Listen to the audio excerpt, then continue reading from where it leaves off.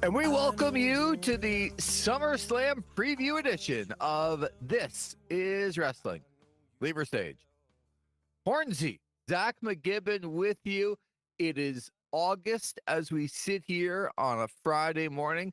Zach, fresh off a very early morning broadcast, and I'm excited because I am at the beginning of my day. Hornsey is not. Good morning, Zach. How are you? Good morning, Lever Sage. I feel like we're taking it back to our times at the Red Brand, I guess we could call it, TSN, when we were recording the show, and I would do my early morning shifts, and then we would record the podcast right after. So who knows what could happen here? Some of us were fresh. Yeah. And then some of us were just angry. Yeah, just grumpy. So more grumpy than usual, but yeah, it's so it's kind of a throwback in a lot of ways of how we're recording the show today. Yeah, I love it. And lots of stuff to come, but we have ourselves a 2-night SummerSlam event, MetLife Stadium, and from all accounts, they are like seeing a little bit of the setup of it. It looks like a WrestleMania weekend, except it's not. How do you feel about the 2-night SummerSlam event as a whole right now before it begins? Based on the card, I'm not feeling like this is a 2-night worthy event. It was interesting when they announced it last year. This is kind of in a way, it's kind of a make good for the way that WrestleMania is gone, and obviously they're looking to expand out, get more content, and so they've brought in the second nights, and they looked at SummerSlam as the second biggest PLE, arguably, and you've got the opportunity to try and expand out and really make it a big weekend if you're WWE. So I get the thought process behind it from a business aspect, but as a fan, again, looking at these cards for this weekend, I don't know how, I don't know if this is 2 nights of SummerSlam worthy. Yeah, I would agree with that. But again, you always want to wait and see what they're able to provide. Maybe it gives people more time to tell their stories and have better matches. And, as I try and look at the positive about it, it would be that everything's not crammed in and they're going to shortchange some people on their matches because of the fact that they gotta get it all in and it's a big card for them. So I'm hopeful that it gives people time to either shine or not. I mean, you're in the spotlight and now is your time, and you're going to have ample time because I believe there are 6 matches each night. Yes. And let's get right into night number 1, which, as we sit here on a Friday morning, will be tomorrow night. It'll be Saturday, August the 2nd. And I'm going to start with the match, Zach, that I'm looking forward to the most on night number 1. And you might think that was Gunther and CM Punk, but it's not. I have a feeling on what this match is here, Lee. You might think it's something happening with Drew McIntyre not being able to get back in the country. Is Jelly Roll going to wrestle by himself? You might think it's that too, but we'll get to that. Sami Zayn, Karrion Kross on the big stage. If Karrion Kross wins, Sami Zayn has to say the words, Kross was right. If Zayn wins, Kross must say, I was wrong about Zayn. Zach, I know this might not be your favorite match, but let's at least appreciate what's on the line. This is real wrestling. This is having to admit you were right or you were wrong. You don't need a big, huge, massive storyline. You just need to be able to say, I was wrong. Kross was right. You got to love the simplicity of this, Zach. Do you not? Just riveting. I don't know how. I can't control myself right now, Lee. Maybe it's the exhaustion from working the early morning today or whatnot, but you know, I just look at this match on paper and I'm kind of surprised I'm actually looking at this match on the card because I thought I thought Cross still had Sami Zayn in that sleeper hold. I really did. I thought they were still locked in. I thought that match was still going on. So I'm a little surprised to see this match here on the card for SummerSlam.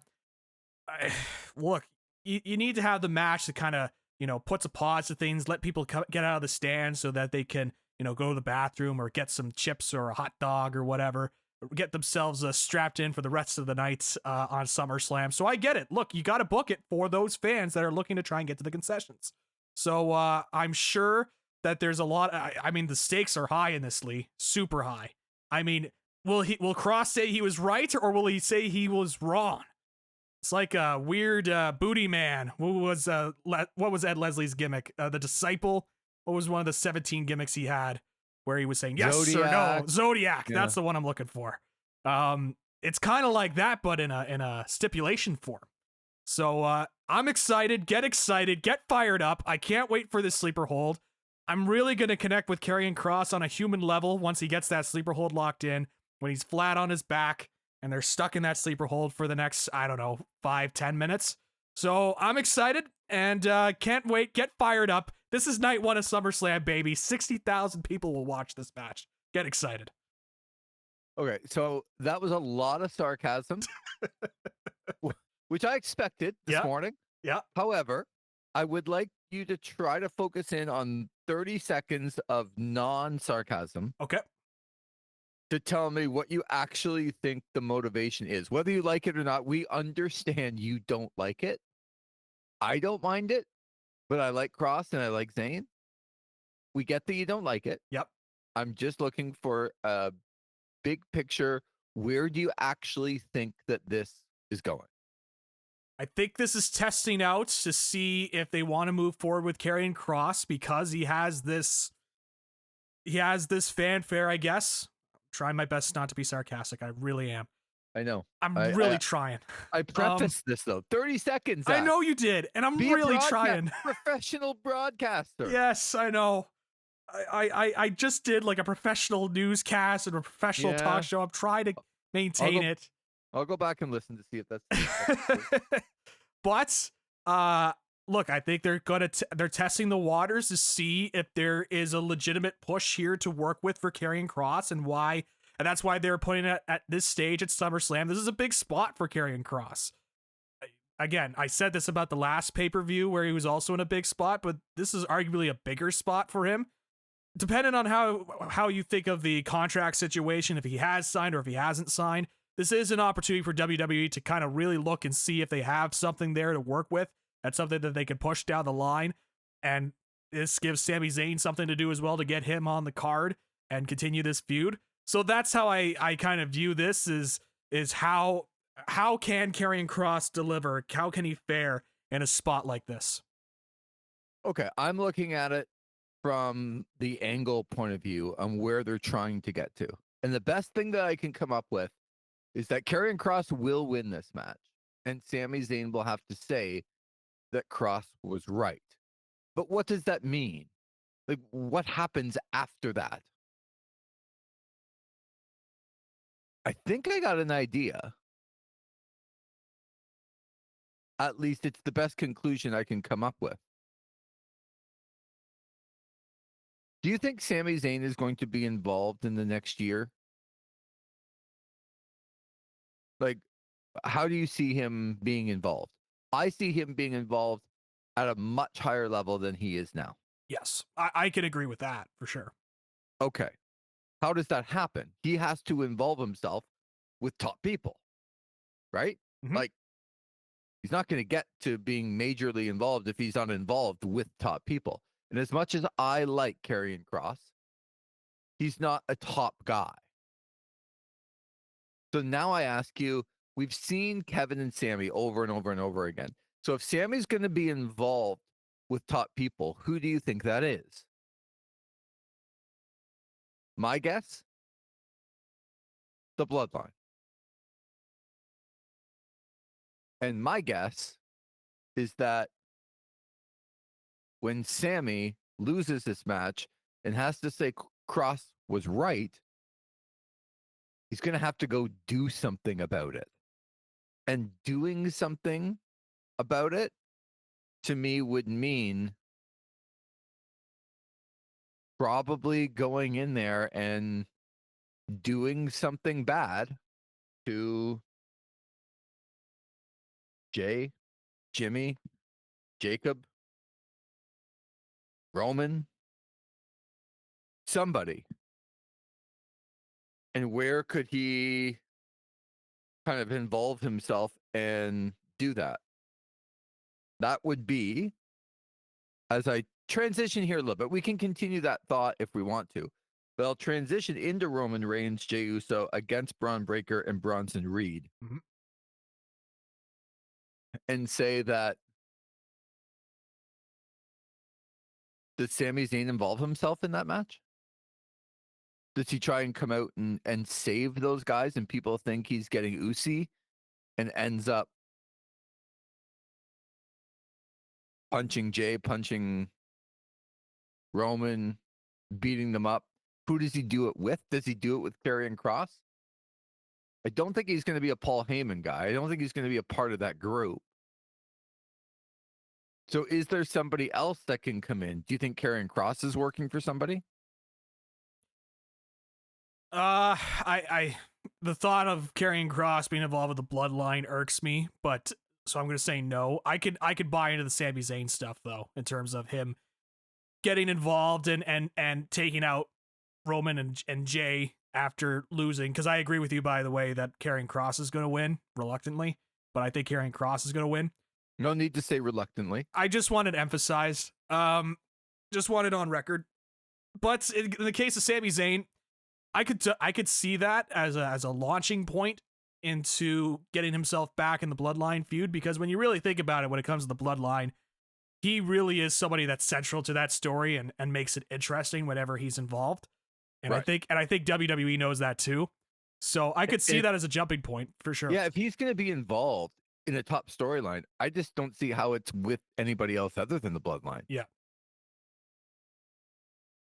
That's all. So maybe Kross sends him off into these dastardly ways and washes his hands with them, knowing that he was right and he can go and do that to somebody else with having kind of Sami Zayn on his resume. Like, I've already corrected Sami Zayn. Now, who else am I going to correct? And he can go on and do that. I think it's really interesting in the build-up, because we sit here on August 1st, and I know it's a long way away, but do you think that there's a shot that Sami Zayn wins the Royal Rumble? Yes. I know that's an odd question. Yeah. It's funny, my immediate answer is yes. Really? Okay. Yeah. Only because of the World Heavyweight Championship being involved. Like, when you have two world titles, you have something to work with there. Yep. So, and he's been involved in beating Gunther and Braun Breaker. Has he not? Yep. He beat Gunther for the title, and then he beat Braun Breaker, which are two major stars. And then I would ask you where the Royal Rumble is next year. Saudi Arabia. Well, Sami Zayn's pretty over. Yep. Over there with some ties, and has always gone over there. And I think him being involved as a major player, because ultimately I think this ends with Sami Zayn winning that title and maybe defending it against Jay or Roman, or like being in the feuds with the Bloodline as the bad guy and giving the Bloodline, the good guy, something else to do. So I know this is a long way away. I'm just trying to fit this all in. Yeah. The other part is that, okay, what does Kross do if he washes his hands and goes, okay, I've changed Sami Zayn for the good in his mind? Where does he go off? And I know that anywhere is your answer because Yeah. you don't care. I was also But thinking NXT, but yes. yeah. But that he's not beating Sami Zayn at SummerSlam and then just going off into the sunset. No. I don't think. I did see one thing out there that caught my eye, and this is not my idea, but I've only seen one person throw it out there, and I'm like, huh. In AEW and Ring of Honor, is there anyone that was there that I believe is no longer there that reminds you of a Karrion Kross type character?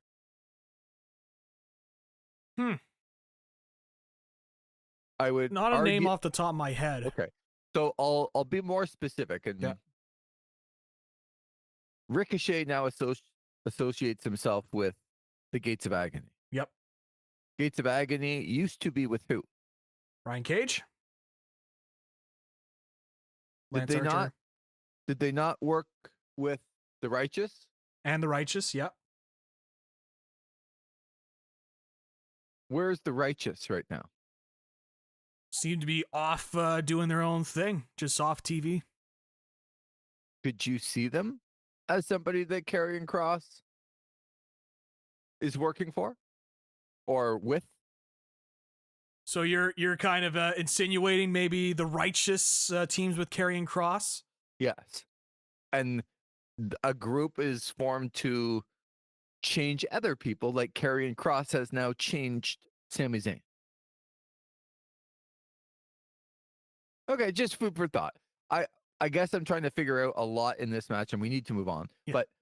But Zach's like, yeah, like 5 minutes ago. But, Please, I can't stand the thought of Karrion Kross in a long-term storyline. I can't. It's hurting me. No, but he's winning at SummerSlam, so like we do need to discuss I know. the fact that where he's going to go after he beats a big star. Like Karrion Kross is going to beat someone, I believe, tomorrow night that I think could go on to win the Royal Rumble and maybe win the World Heavyweight Championship. Yeah. So I can't ignore him, whether I like him, and I do. I don't know if you know that. I do. I can't ignore what they would do with him afterwards that makes sense. So I'm just trying to figure that out. But Yep. all in all, I think we both agree Karrion Kross is going to beat Sami Zayn. So let's talk about Reigns and Uso against Breakker and Bronson Reed, and what you think. It's the big heel team now with Paul Heyman going up against the good guys from the Bloodline. But what do you think is the storyline that goes with this? Yeah, this one I've been kind of going back and forth, and now that Sami Zayn idea you kind of thrown in there kind of makes it interesting, and kind of a bit of a wild card as well. It's funny, I was telling people I kind of looked at it on paper, it's like, I feel like it's a Roman and Jay thing, not because of anything other than they really like to have Roman look strong in these big time events like a WrestleMania or a SummerSlam. Something like look really good, look like a big star. But there's also the factor too, you are trying to get this group over, Seth Rollins group over, with Breakker and Bronson Reed, and they're still fairly new, and you want to put them over strong, and Jey Uso could be a guy that could take a pin. So I've been going back and forth on this. I'm gonna say Breakker and Bronson Reed win, just for the on paper deal. Could it be because of a factor of Sami Zayn getting involved? For sure. Could it also be a factor of, hey, we need to put over this stable and make sure that they look strong so that when Seth comes back, and I'll put a pin on that for later in this review, you have something to kind of fall back on as well. Because again, I think Jey Uso is the guy you could take a pin for. So I'm going to pick Braun Breakker and Bronson Reed to get the victory. I think what you're saying makes sense. I'm really torn because everything you said I agree with. I think Bronson Reed or Braun Breakker should be the one pinning Roman Reigns. That's what I think should happen in this match to put the group over. If I had the pencil, I would be doing that. I would have Braun Breakker pin Roman Reigns, maybe with a spear. or two. His own move.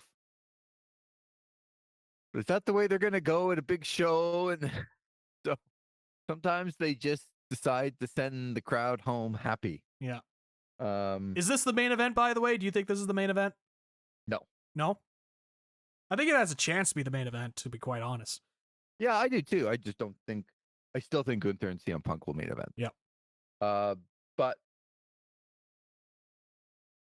so I will pick Breaker and Reed with the skepticism that they're just gonna. Oh, we're gonna put Roman over. Yeah. Yeah, he's just gonna like stack them both on top of each other like he did a couple years ago. It's like, oh, Exactly. well, all right. Well, we know where their allegiances lie. All right.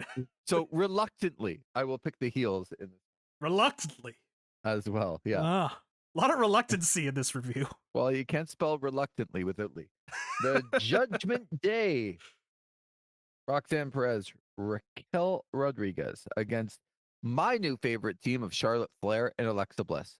I won't really give a lot of detail on this. I will say the smartest thing that they have done in a long time to repair an image is to put Charlotte Flair and have her be very vulnerable and very real in a tag team with Alexa Bliss, who a lot of people, whether you think Alexa Bliss is any good or not, a lot of people like the genuineness of Alexa Bliss. She comes across as a very real, relatable character. And putting Charlotte Flair with her to repair her image and the we're not friends thing, but we kind of are, but we're saying we're not, but we like each other, is really good for Charlotte Flair long term. Do I care if they win the women's tag team titles at SummerSlam? No, I don't.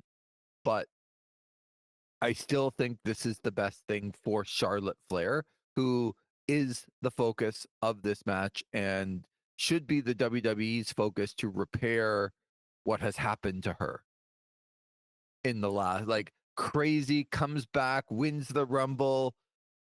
Tiffany, like, literally destroys her image with a couple of comments, beats her at WrestleMania, and she hasn't been the same since. It's been a very up and down for both of the Royal Rumble winners. I think this has been the craziest up and down year, where you're supposed to have a rocket ship on you if you win the Royal Rumble, and both people, men's and women's winners, have not at all had a rocket ship put on them. In saying that, I will pick Charlotte Flair and Alexa Bliss to win this match and win the women's tag team titles. I agree. I'm also picking Charlotte Flair and Alexa Bliss to get the victory. It's a easy spot that they could do with this and just get those women's tag team titles off of the Judgment Day onto Charlotte Flair and Alexa Bliss. I think there's more story they could do with that, and it wouldn't shock me if they eventually do a storyline of, friends, like they're not friends, but they're also friends, but now they're going to turn into not friends again while they're holding the tag team belts and create that dynamic for that championship. So I'm also picking Charlotte Flair and Alexa Bliss. Let's move right into the Tiffany Stratton Jade Cargill match for the WWE Women's Championship. I'm eager to hear your thoughts on this one. Tiffany Stratton, Jade Cargill. I've got Tiffany Stratton retaining. We'll see with the match. Because Tiffany Stratton, I think we keep talking about her potential and her upside, but she's still at the phase of her career where she needs somebody else like a Charlotte or a Becky or a Bayley or somebody along those lines that can help kind of bring her to that next level and be that wrestler that I think we all know she could be with given the right guidance. I don't think they're going to get that with Jade Cargill here. I think this is kind of a stopgap in between before Cargill moves back into that scene with Bianca Belair, Naomi, or whatever on the other end. So I'm going to pick Tiffany Stratton to retain the belt here, and we'll see how this match goes, because might not be great. It's easily the match I'm the most scared of. Yeah. Because I look, and not the same character, but the same spot. I see Tiffany Stratton as where Rhea Ripley was 5 years ago. Not quite ready to, like, good, and the champion, but not quite ready to face. If she wasn't facing Charlotte Flair, to me, the match was in trouble. Yeah. Now, Rhea Ripley has grown out of that significantly, but it took her a while to do it, and that's fine. I think Tiffany Stratton's in the same spot where she's not there yet. So you're right. She can't carry other people, let alone Jade. Yeah. So I'm very worried about this match. I'm really torn because I think they want to put. I'm not sure the Tiffany Stratton win has been, and putting the belt on her. How long she had the belt now? She had it. She obviously had it before WrestleMania. Just putting it up here. She won it. I'm sorry, I'm putting it up here. All of a sudden I had it and now I've lost it. It was on SmackDown, I thought. So, regardless of how long it's actually been, it's been more than enough time in 7-8 months to be able to see if this is the person that you want to ride with. Were you able to find it yet? Yeah, it was on the SmackDown. It was an episode of SmackDown. She cashed in her Money in the Bank briefcase. Yeah, but what month? When that was on the January 17th episode of SmackDown. Okay, so she's had now this belt for close to 8 months, 7 months. I wouldn't say it's been a great reign. No. Would it be any worse with Jade Cargill? I don't know. I think that's one of those famous last words phrases, because I do think it could, just based on in-ring output. But yeah, but then who Jade would be getting in the ring with? I'm gonna pick Tiffany Stratton reluctantly in this match. Reluctantly as well. Reluctantly, I don't know what's going on with I think it's a fake storyline with Drew McIntyre not being able to get back. It feels like it. Is this going to be? Right now, it's scheduled for Randy Orton and Jelly Roll to face Drew McIntyre and Logan Paul. Do you think that that's the match we will get? Yes, I think so. And what do you think happens? I think Randy Orton and Jelly Roll are winning because WWE loves putting over the celebrities in their matches. And I think Jelly Roll is going to get the pin too, as well. I think they're going to go full bore. I think Jelly Roll is going to pin Logan Paul, because I think the fan base will be okay with that if Jelly Roll gets the victory, because they don't like Logan Paul. But that's kind of my feeling on the matter. I think they're going to reward him because Jelly Roll has been putting in the work. I will say he's lost weight from, doing the wrestling training. So good for him. And seems like a nice enough guy. Seems like a likable guy. But, just kind of looking at it from a celebrity standpoint, it's going to be one of those matches like, all right, this is something that WWE wants to do so that they could get their news buzz and all this. And I think Randy Orton and Jelly Roll are getting the victory. Hard to think they won't. Yeah. Hard to think that Jelly Roll is going to get pinned in the middle of the ring. Mm-hmm. Part of me wants to think that Drew McIntyre is stuck in the UK. He did it on purpose because he found out he's going to take the pin from Jelly Roll. I was like, I don't know. I don't know if I'm going to show up for the match here this Saturday. I think I'm good, guys. Find somebody else. I can tell you that Randy Orton's not taking the pin. So God, no. If Jelly Roll isn't taking the pin himself, they're not losing. So, yeah, I'm going to take that. Well, you see, Orton's got that back injury, right? So he can't lay down on the mat for more than 3 seconds. So that's him why. And Edge and a whole bunch of people have the same exact injury. Cena. Just bad back problems. I mean, it's just tough to overcome, All right, the main event, I think. Gunther, CM Punk for the World Heavyweight Championship. This one's interesting. It should be good. I hope it's good. I know Gunther is going to be good. I'm wavering on where Punk is in his career, but it's another big moment for him. Yeah, Punk, I think, is on that downslide. We're watching the downslide here, where I think you'll still get the occasional good CM Punk performance, but I think we're kind of at the other end of his career. That mind is still there though when it comes to CM Punk and knowing his limitations and what he can do. And I think he's going to maximize this match with Gunther. I think both those guys are very good professional wrestlers and will know what to do. So I am looking forward to this match. Do I give my big bold take here now when it comes to the match and what I think is going to happen? So I think Punk's going to win. I think Punk is going to take the world championship from Gunther. And then that's going to lead to the cash in with Seth Rollins. And I think Seth is going to win the belt from Punk. And I think that's how they're going to continue the Seth Rollins CM Punk feud with Paul Heyman by his side and all that, and the side of Seth Rollins. And I think that's the big thing that they want to do at the end of SummerSlam, the Heist of the Century Part 2 with Seth Rollins, and establish this group. And Punk will be on the other end of it.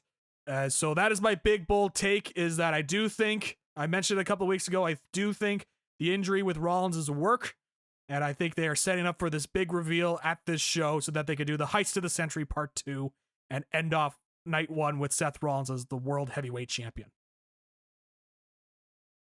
Do you think, like, I've heard a lot of talk that they're going to try and swerve people with this. It's not going to happen in this match, and maybe it happens in the other World Heavyweight Championship match. I guess we'll talk about it when we get to John Cena and Cody Rhodes. But I have heard some people say that, oh, don't be surprised if it doesn't happen in that match. Do you know what I'm having a hard time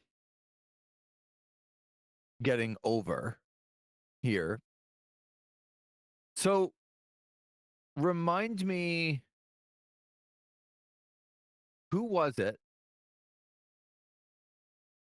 Was it this WrestleMania or last WrestleMania that Drew McIntyre defeated Seth Rollins for the World Heavyweight Championship? I believe it was last WrestleMania. When Drew McIntyre held that title for all of what? 10 minutes. And who was the reason he lost it to who? He had lost it to Seth Rollins, if I recall. Or no, he lost it to Damian Priest. Damian Priest came in and cashed in. And cashed in.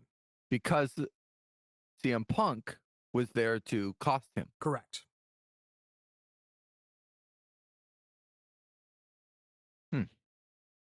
Do you think Drew McIntyre gets involved to do the same back to CM Punk?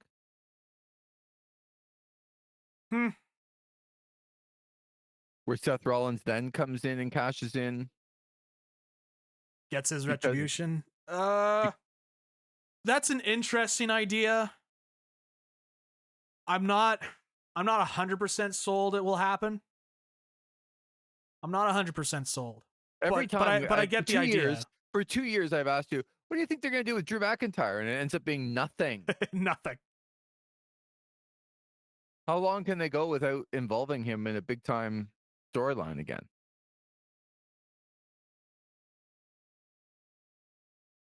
I just think that Drew McIntyre could possibly be a Paul Heyman guy by the end of the card. It would make sense.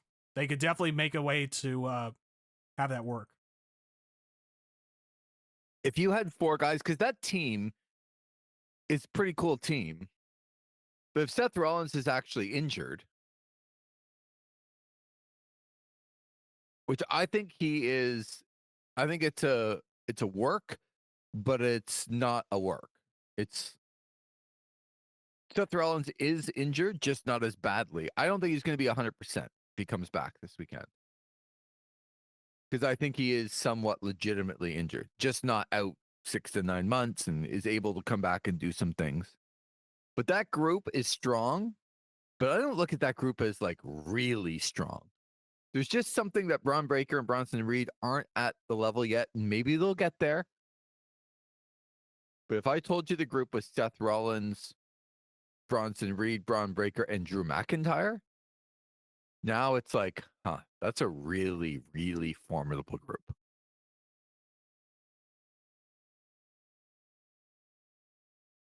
I also think that Seth Rollins is going to win the World Heavyweight Championship on night number 1. I don't fall into this night number 2 category, although I see a storyline where it could play out that way. It's like I can see what people are talking about, but I do think that CM Punk probably has the title for a very, very, very short amount of time. Whether that's just Seth Rollins cashing in or Drew McIntyre helps out or whatever the case, I do think that Punk has that title for 5 minutes and ends up being on the chase again to get back what is rightfully his down the line whenever that happens to be. Yeah. And you will see them standing tall. Remember what happened and who was standing tall at night number 1 at the end of WrestleMania? That was Paul Heyman and Seth Rollins with the turn, right? Yep. Could I see Paul Heyman and Seth Rollins and the rest of his group standing tall again at the end of night 1 of SummerSlam? Yes. I think that makes sense to me. Establish this group as a dominant group. Stood tall at the end of night 1 at WrestleMania. Stood tall at the end of night 1 at SummerSlam. All right, night number 2 as we go on. And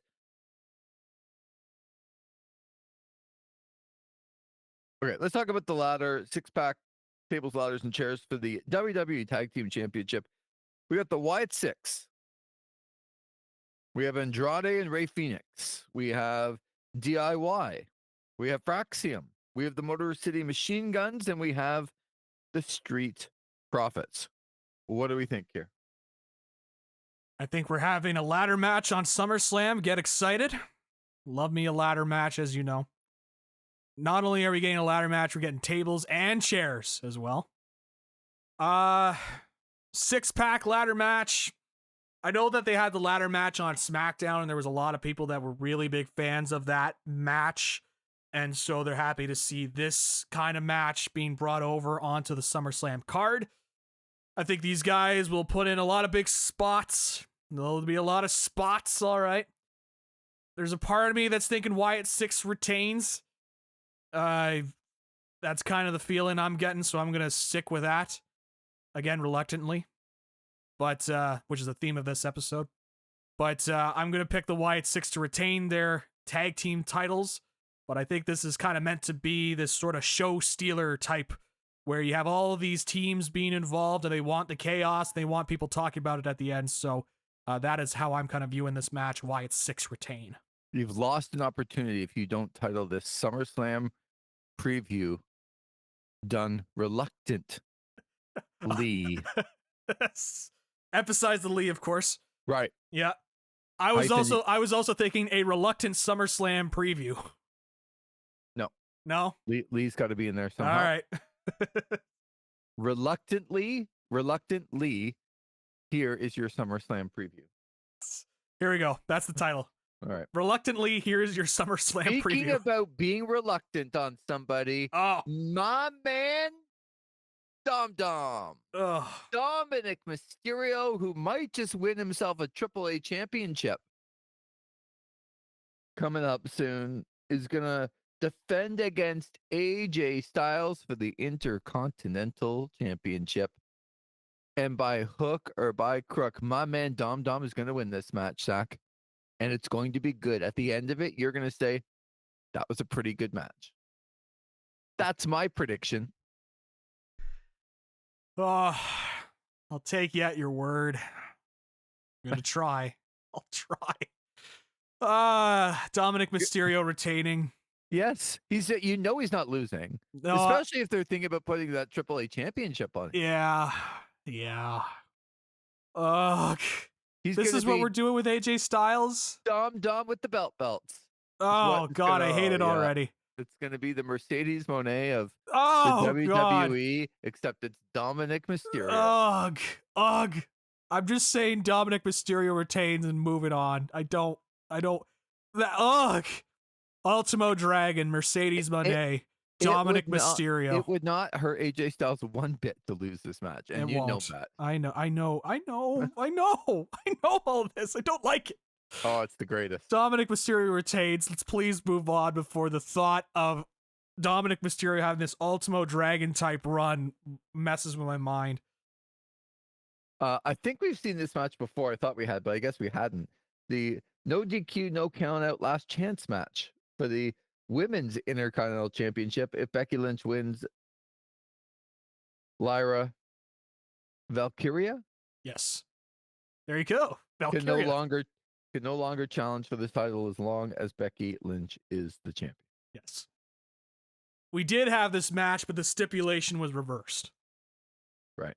Sorry for confusing it. Yes.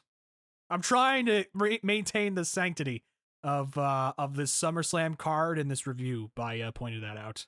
Kinosuke Takeshita. You're getting better at that. It's not Takeshita.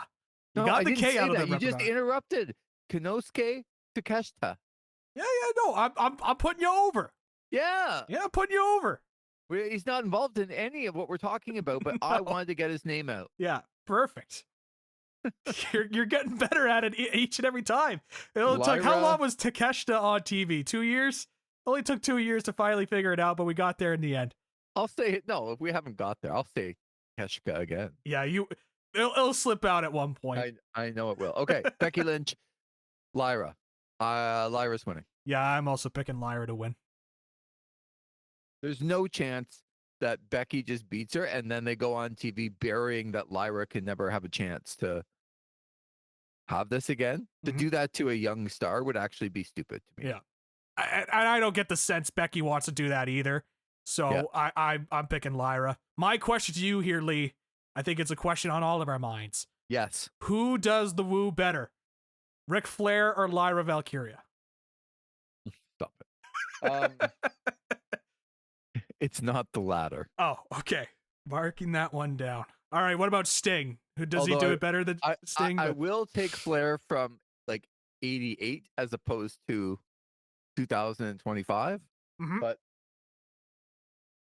there's only one true in the moment woo. Gotcha.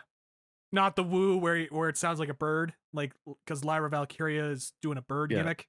Yeah, no, I get it. It's not the like woo woo from Matt Cardona or Zack Ryder. Zack Ryder, yeah. You know Not it. Him. Okay. Rhea Ripley and Io Sky, the challengers for one of the cash-ins from Naomi that people put over so much. Oh, you never expected it. Yeah, you know why you didn't expect it? Because you ruined a great match. Yep. That's why I didn't expect it, because you took an actual really, really good match from Evolution, something that you could hang your hat on, and you ruined it at the end, and then people are like, oh, nobody expected that. Yeah, and they cheered for it. I know. Oh, I didn't expect it because you just ruined it. But anyway, Naomi defending against those two. I think Naomi retains here, Lee, reluctantly. No. This is, we're going to reverse rules here where I'm going to do your best AJ Styles. Oh. Can we just agree that Naomi's going to win and move on? Not talk about it? No, but what about this, Lee? Like, what if Naomi pulls out like the best in-ring performance you've ever seen? Like, maybe she goes on a run here like Dominic Mysterio and becomes her own belt collector. You know, maybe this is the start of that. Maybe I'm wrong. Maybe we're both wrong about Stratton retaining, and they have Cargill win the belt so that you can then do the Naomi Cargill match title for title, so that then you can have both titles on Naomi and have this like epic run to counter what's going on in AEW with Mercedes Moné. Don't overshadow my man Dom Dom. Look, okay. I'm just throwing out possibilities here. Look, it's my woman Naomi. How about that? Like your guy Dom Dom, which I still hate that nickname Dom Dom, and it makes me uncomfortable every time I hear that nickname. It's gonna be it's my girl Naomi. She's gonna retain. Get excited. Get fired up. I think the issue is that sometimes wrestlers can be close And it's like, okay, well, maybe somebody's a little bit better than the other person, but the other person wins, and it's fine. I don't love situations where there's one person that's really good and the other person is really not good, but the person who's really not good wins because they've decided that that person they want on it. And look, I know you want to slam Dominic Mysterio a little bit. He's improved. He's not AJ Styles, but AJ Styles isn't AJ Styles from 10 years ago or 15 years ago either. I agree. So maybe they're a little bit closer in 2025 than they, it would have been otherwise. I disagree, but all right.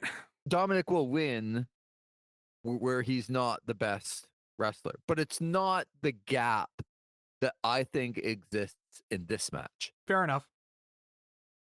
I think Rhea Ripley and Io Sky are the best two women's wrestlers on the roster. And until Charlotte Flair can prove that she's back in that category, she isn't.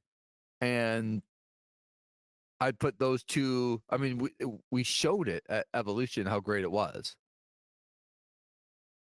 I don't love scenarios where easily the third best wrestler is going to win the match and retain the championship over two that are much better than her. Yeah. And that's the case, what I think is going to happen here. So I'll be disappointed when that happens, but I do think it will happen. All right, let's get to the main event of night number 2. It is John Cena and Cody Rhodes for the WWE Undisputed Championship.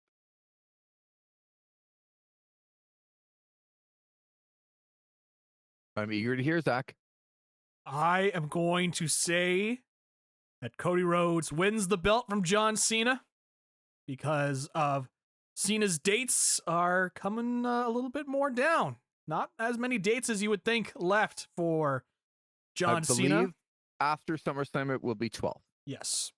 So 12 dates left. I don't think there's much more left to work with from a world championship perspective.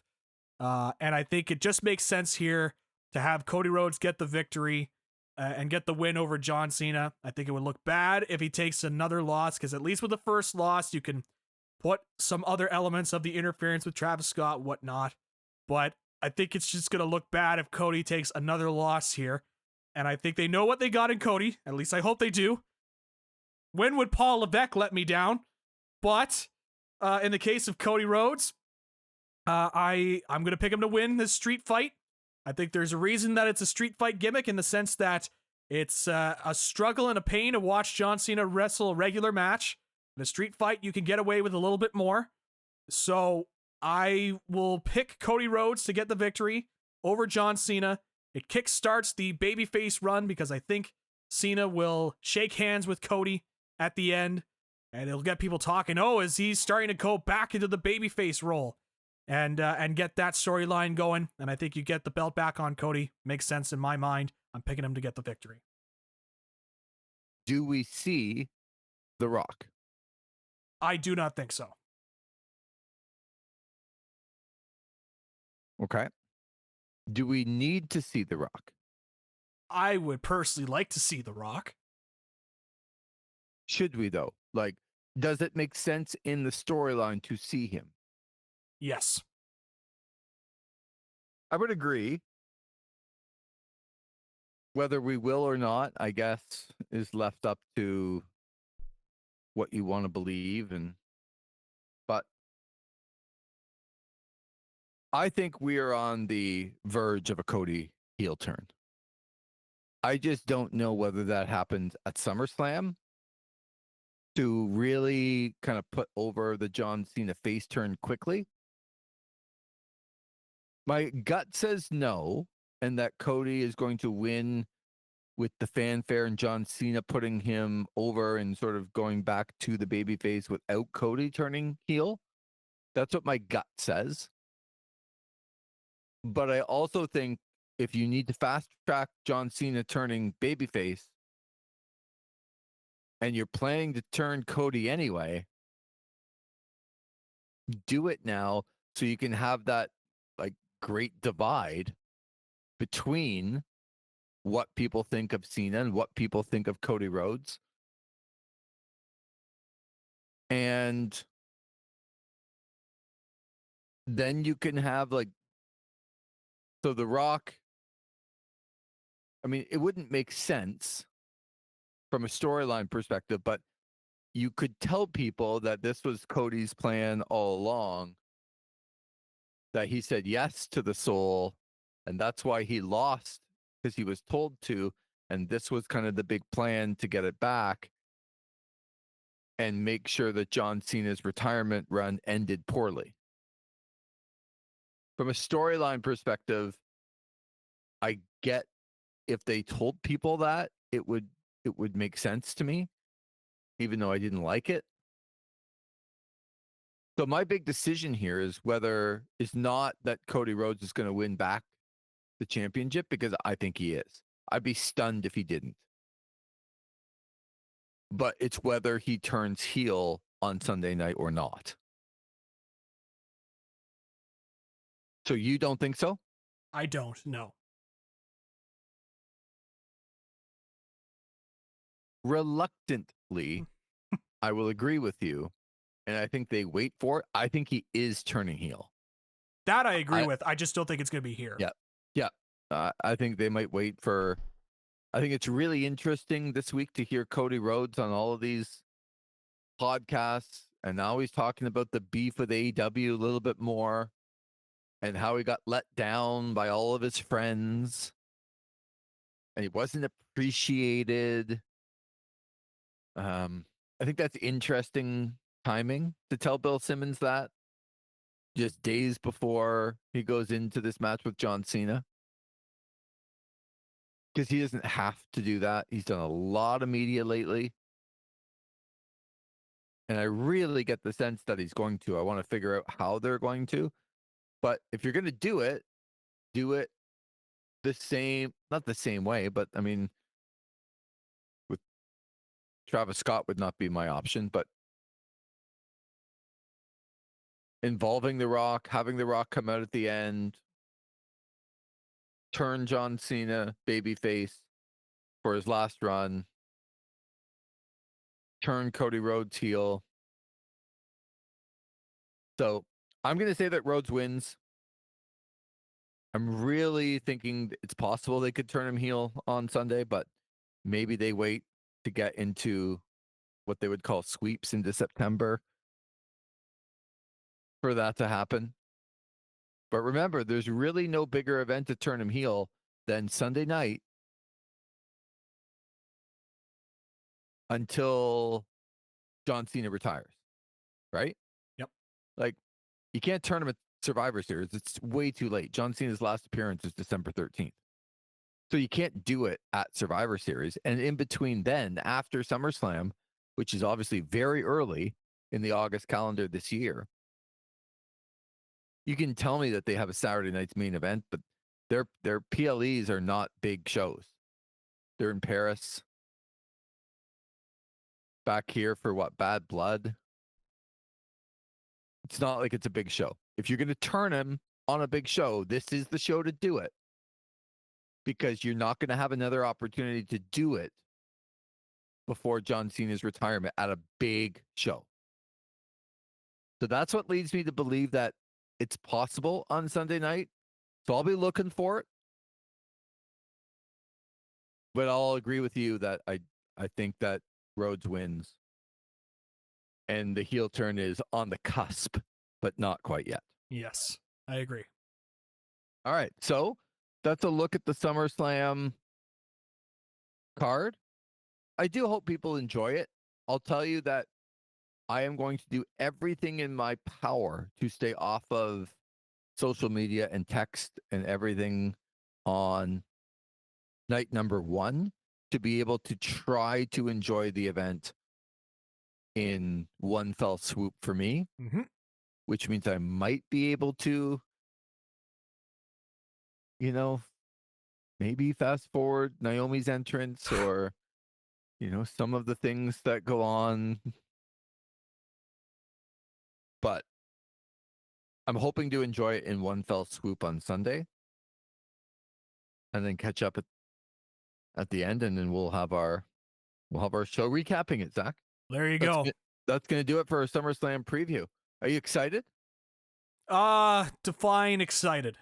Karrion Kross like excitement. Oh, well then probably not. I'm just looking at the layout of the card. It's just hilarious. First night, tag matches. Second night, gimmick matches. You got a street fight. You've got a no disqualification, no count out last chance match. You have a steel cage match. You have a TLC match.